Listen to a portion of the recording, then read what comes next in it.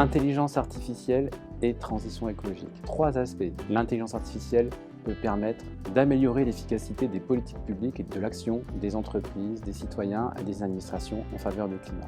Deuxième aspect, l'intelligence artificielle peut être un levier pour moderniser les administrations qui portent ces politiques publiques. Et enfin, l'intelligence artificielle a un impact écologique en émissions de CO2, en énergie, en consommation d'eau, et donc il est extrêmement important de disposer d'un référentiel d'intelligence artificielle frugale.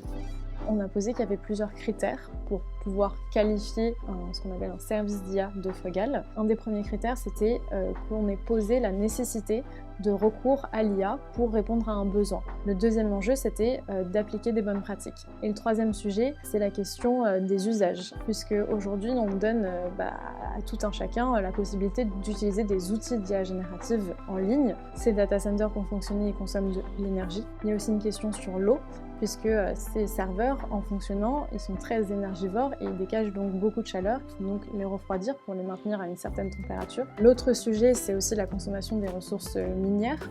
On a besoin de beaucoup de métaux rares pour construire ces serveurs.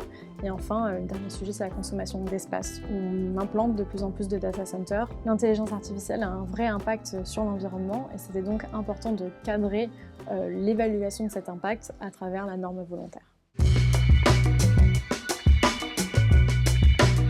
Le rôle de cet AFNOR Spec, du référentiel général pour l'IA Frugal, c'est justement de poser ce cadre de référence qui, pour l'instant, manquait totalement. Poser cette méthodologie qui était nécessaire pour que les entreprises puissent faire ce qu'on appelle du reporting, donc c'est-à-dire déclarer sur tel ou tel modèle d'intelligence artificielle, j'ai tel et tels impacts environnementaux, pas que sur l'impact carbone, pas que sur la consommation énergétique, mais aussi sur la consommation en eau ou sur la consommation en ressources.